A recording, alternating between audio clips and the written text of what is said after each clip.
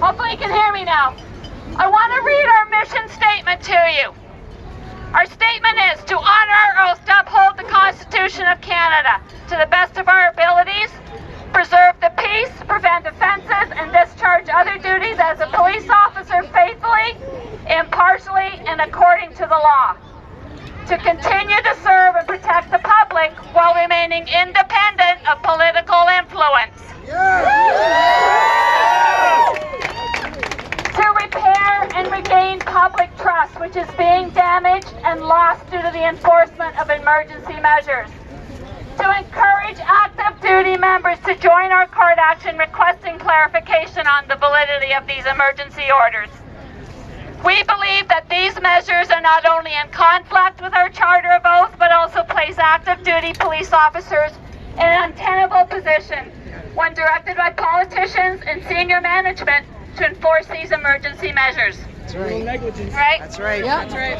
We want you to know you're not alone. We see what you see, and we hear what you hear, and we feel the anger you feel when we see somebody arrested for peacefully protesting, for not wearing a mask. When we see a kid hauled off of a pond playing hockey in Canada, or a pastor jailed for the simple crime of what? Spreading the word of God. Okay? Alright? It's an absolute shame.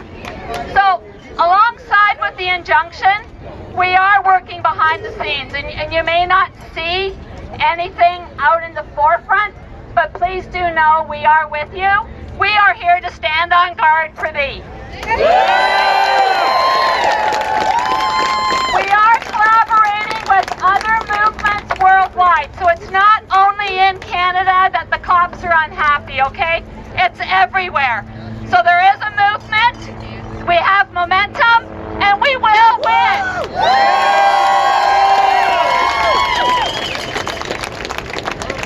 I want to read a letter that was written by a retired member, and I think it's very appropriate for the climate we're facing today.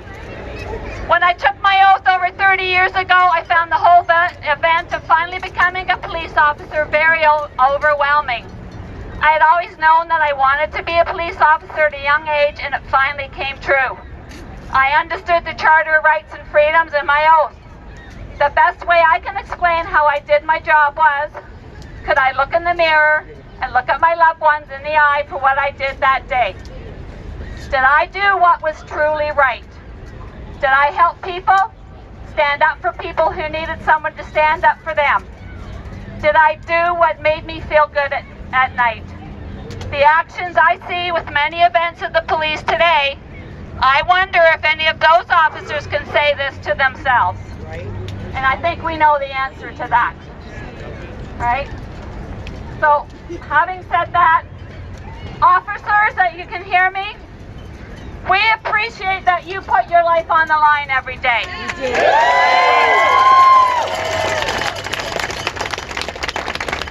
As civilians, we have no idea what it's like to receive a call, and you have no idea what you're walking into, whether you're going to be faced with somebody that's pleasant or somebody pointing a gun at you.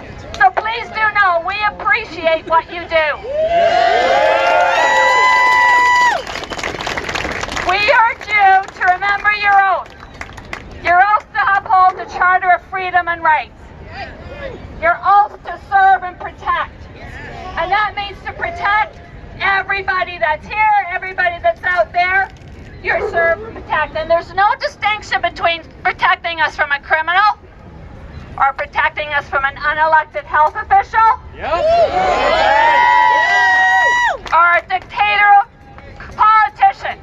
You took an oath to serve and protect, so we ask that you do that. 2019 case law stated very clearly, you cannot walk into a court of law, get up on the stand and say to the judge, Your Honor, I was simply following orders. Okay?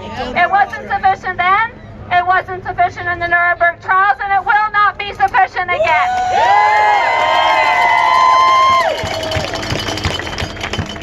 So we ask you, when you strap on that uniform and you go out to police, that you police from your heart and from your conscience.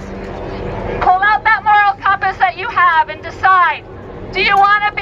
the tyranny all over a virus that has a 99.5% recovery rate?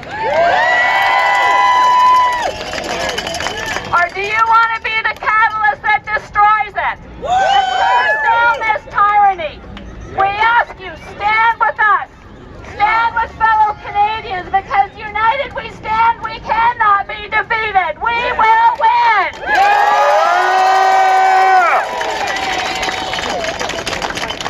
So, for anybody here in the crowd, if you know any police officers, any military, please let them know about our group.